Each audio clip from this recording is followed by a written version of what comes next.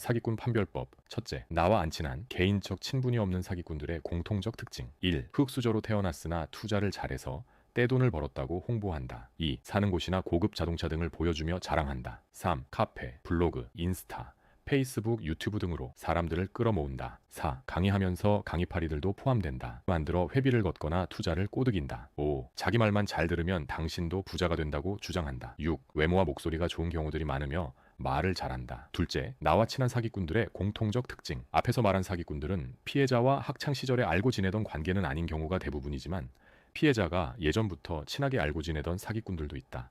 이런 사기꾼들은 주로 은행이나 투자회사 등에 다니는 중에 동창들이나 친한 고객들에게 접근하여 좋은 투자 기회가 있는데 저는 자금이 없지만 하면서 꼬드기는 수법을 쓴다. 내가 아는 놈은 산업은행 부장이었는데 바둑 모임에 참석하여 바둑을 두면서 넌지시 투자 기회가 있는데 내가 국책은행에 있는 공인이어서 참 아깝다 등의 말을 슬그머니 내뱉었다. 그렇게 친구의 동향을 살핀 뒤 친구가 투자하겠다고 하면 나는 공인님으로 절대 다른 친구들에게는 말하지 말아라 고 입단속을 시켰다. 그놈이 나중에 행방불명 상태가 된 후 드러난 사실은 아파트도 아내 이름으로 되어 있었고 민형사 소송을 통해 건질 수 있는 금액이 전혀 없었다는 것이었다. 어느 은행의 여직원은 친하게 지내던 전문직 고객에게 은밀히 투자를 권유하였고 그 고객은 그 말에 속아 부모 형제의 돈까지 끌어다 넘겨주었으나 그 여직원은 자기 가족과 함께 외국으로 도피한 후 현지에서 자살해버렸다. 이런 경우 돈을 찾을 수 있을까? 불가능하다고 보아야 한다. 인터넷에서 만나 채팅하면서 친해진 사람은 어떨까? 외로움을 파고드는 로맨스 스캠이 대표적인데 여기에 속았던 10여 명의 독자들이 보낸 메일 중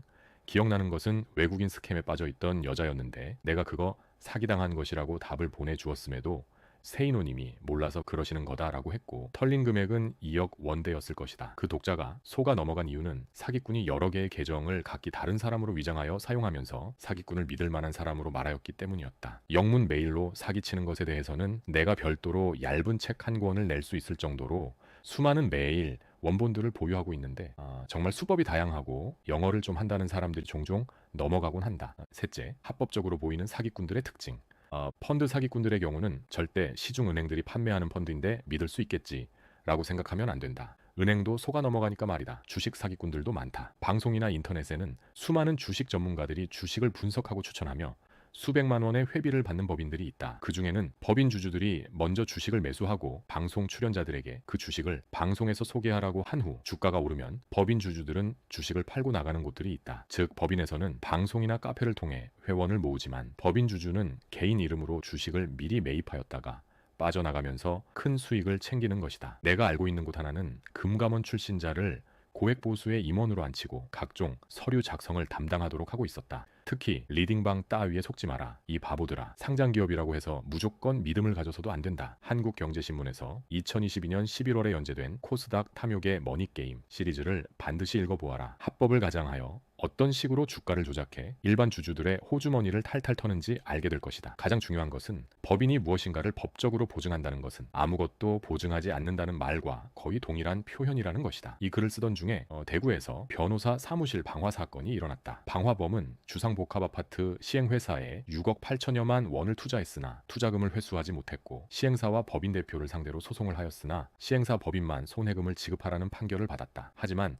법인에서는 돈을 되돌려주지 않았고 피해자가 또다시 법적 절차를 밟아 법인 자산을 압류할 수는 있으나 대부분의 시행사들은 빈겁대기에 불과하므로 헛수고에 불과하다. 법인 대표를 깜방에 쳐넣는다고 법인 대표 개인은 명백한 횡령이나 사기 행위가 아닌 이상 법인 대표로 도장 찍는 것에 대한 법적 책임을 전혀 지지 않는다고 생각하여야 한다. 잘 될 줄 알았는데 이렇게 될 줄 내가 알았겠냐 라고 말하면 끝이다. 그 와중에 자기 봉급으로 수억 원대를 법인에서 가져가도 횡령이 아니다. 그러므로 어떤 법인과 계약을 할 때는 대표이사 아무개의 날인을 받는 동시에 개인 아무개의 개인 인감 날인도 받아야 대표이사 개인에게 책임 추궁을 할 수 있음을 기억해라. 이때 계약서에 자필로 쓴 특약 조건들이 없다면 그 개인 아무개는 계약서는 내가 만든 것이 아니고 나는 이러저러한 것으로 생각하여 도장 찍었다라고 박박 우기는 경우도 있다. 그러므로 중요한 내용은 상대방이 직접 자필로 적도록 하고 회사의 직책은 표시하지 말고 개인 아무개라는 이름으로도 서명하도록 하고 개인 인감도 받아라. 물론 그 아무개 이름으로 등기된 자산도 없고 예금도 없고 모두 가족 이름으로 돌려놓았다면 그것조차 무용지물일 뿐이다. 넷째, 사기는 아닌 것으로 보이는데 결과적으로는 호구되는 경우들. 어떤 부동산 분양 물건에 대하여 인터넷에서 검색하여 보면 유달리 그 검색 결과물이 많이 나오는 경우가 있다. 본래 분양 물건은 분양 대행사가 분양 성사 건수에 따라 수수료를 받아가는 것이 보통인데 어째서 그 분양 지역이 아닌 곳에 있는 중개업소들에서조차 물건 소개를 하는 글을, 그것도 아주 좋은 말로 도배가 된 글을 올리는 것일까? 분양 대행사가 이른바 사이드들을 구하였다는 뜻이다. 미분양 물건을 다른 중개업소에서 끌고 온 사람이 계약을 하게 되면 분양 대행사가 그 중개업소에 사전에 약정된 수수료를 주게 되는데, 그런 중개업소들을 사이드라고 부른다. 즉 수수료를 받을 목적으로 그 분양 물건에 대한 기초 자료들을 분양 대행사로부터 전달받아 예쁘게 덧칠하여 인터넷에 광고를 올리는 업소들이 바로 사이드로인 것이다. 전문적으로 사이드 분양 광고에 종사하는 회사들도 있다. 인터넷에서 사이드라고 치면 자동차 사이드 미러가 많이 검색될 것이므로 분양 사이드라고 검색하여 살펴보아라. 질문: 사이드 광고들이 많을수록 좋은 물건일까? 절대 속지 말아라. 때로는 분양 대행사가 사이드를 달쫓던 개신세로 만들기도 한다. 분양 계약을 하려는 호구를 빼돌려 수수료를 안 주는 경우도 있기 때문이다. 호텔 분양 광고가 넘쳐났었던 때 나는 주변에 그거 투자하면 호구 된다고 말하곤 했다. 당신이 어떤 분양 호텔을 운영하는 사장이라고 치자. 상당수의 객실은 분양을 통해 팔아넘겼지만 일부 객실은 회사 명의로 당신이 보유하고 있다. 이때 내가 호텔방을 빌리려고 한다고 치자. 당신은 분양된 방을 내게 먼저 빌려주겠는가? 아니면 회사 소유의 방을 빌려주겠는가? 결국 회사 소유의 방들은 회전이 되지만 분양된 방들은 그렇지 않게 된다. 수익 확정형이라고 누가 확정을 보장해 주는데? 어떤 법인? 앞에서도 말했지만 그걸 믿으면 안 된다. 2020년 10월 14일 KBS 뉴스는 2018년 기준 전국 분양형 호텔 가운데 단 한 곳을 뺀 나머지가 소송을 벌일 정도라고 보도했다. 호텔이건 생활형 숙박시설이건 수익형 숙박시설이건 뭐든 간에 직접 사용할 경우가 아니고 투자 목적이라면 분양받은 사람들만 호구될 가능성이 존재하므로 아주 꼼꼼히 체크해본 후 결정하여라. 왜 호구될 가능성이 큰 것일까? 기본적으로 부동산 개발을 하려는 사람들은 한 번의 기회에서 자기들이 먼저 빨리 부자가 되고 그래도 이익이 남으면 좀 나누어 줄 수도 있다는 식의 생각을 대부분 갖고 있기 때문이라고 보면 된다. 호구되기 싫으면 그들이 하는 말을 절대 그대로는 믿지 말아라. 어떤 분양 호텔은 골치가 아프니까 미분양 호실들에 대한 소유권과 관리회사에 대한 권리를 제3자 법인에게 현금을 받고 싸게 넘기기도 한다. 그 제3자 법인은 호텔을 분양받은 사람들을 상대로 관리비 장사를 하는데 적자가 났다고 하면서 관리비 일부 혹은 그 이상의 금액을 분양 소유자들에게 부과하여 이익을 취하면서 대외적으로는 그 호텔의 주인인 것처럼 행동하면서 또 다른 사기 행각을 벌인다. 영농조합이나 농업회사법인을 내세우면서 투자자에게 몇 천만 원 투자하면 한 달에 얼마씩 주는 것과 함께 재배된 농산물 등을 보내준다고 하는 광고들은 어떨까? 몇 년 후에는 투자금을 돌려주며 지급 보증을 통해 반환 보장해준다고 하는 경우도 있다. 글쎄다.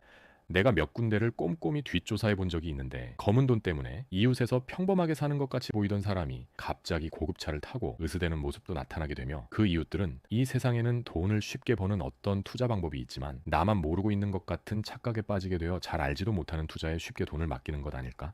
이 과정에서 사기꾼 피해자들은 결국 다음과 같은 공통점들을 보이게 된다. 1. 돈을 쉽게 버는 방법이 분명히 있는데 나만 모르는 것 같다. 돈을 쉽게 버는 방법이 있기는 있다. 카지노에 가서 잭팟을 터트리면 된다. 그러나 확률이 너무 낮다. 이게 중요하다. 확률이 낮은 게임에서 행운을 기대하지 마라. 코인 투자를 한 사람들 중 일부는 대박을 맛보기도 했겠지만 폰지 사기처럼 계속 새로운 구매자가 들어와야 가격이 유지되는 게임이고 과거 네덜란드의 튤립 투기와 그런 맥락에서 동일하다. 물론 주식이나 부동산도 새로운 구매자가 들어와야 이익이 발생하는 구조인 것은 마찬가지이지만 주식에서는 배당금이나 회사 가치의 증대라는 것이 존재하고 부동산에서는 임대 수익이 발생될 수 있다는 점에서 본질적 차이가 있다. 주식이나 부동산에도 사기꾼들이 도사리고 있을 가능성은 언제나 존재한다. 2. 하루빨리 부자가 되고 싶어 한다. 기본적으로 부자가 되려면 다른 사람의 호주머니 속에 있는 돈이 그 사람의 자발적 의사로 내 호주머니 속으로 들어오는 횟수가 많아야 한다. 자발적 의사라고 함은 곧 신뢰를 의미하는데 신뢰를 얻는 데에는 상당한 시간이 필요하다. 하룻밤새에 그 신뢰가 쌓일 것이라는 생각은 버려야 한다. 3. 저 사람은 고급차를 타고도 많이 갖고 있으니 부자라고 쉽게 믿는다. 슈퍼카나 명품, 호화로운 주택 등을 보여주며 자기가 아주 잘 살고 있음을 내세우는 인간들은 모두 다 빨리 부자가 되려는 잡놈들이지 실제 부자는 아니다. 진짜 부자들은 대중의 인기를 얻어야 하는 사람이 아닌 이상 자기 소유물을 대중에게 보여주어야 할 필요가 전혀 없다. 4. 착한 척하는 잡것들을 잘 믿으며 가스라이팅을 잘 당한다. 내가 기부를 좀 했다고 해서 착한 놈일까? 독거노인은 굶어 죽어도 돕지 않고 노숙자에게 10원도 준 적 없는데 그게 착한 거냐? 사기꾼들이 착한 척하는 이유는 그래야 설마 저 사람이 저렇게 착한데 내게 사기치겠어? 라는 믿음을 일으킬 수 있기 때문이다. 결론, 사기를 당하지 않으려면 30년 넘게 사기꾼을 잡아온 서울 동부지검 중요 경제범죄조사단 임채원 부장검사가 2022년 1월 20일 CBS 라디오 김현정의 뉴스쇼에서 말한 내용을 사이트에서 찾아서 읽어보고 네이버에서 사기꾼의 특징을 검색도 해봐라. 기사 참조. 미안할 정도로 잘해준다. 사기 전문 검사가 말하는 사기꾼 특징.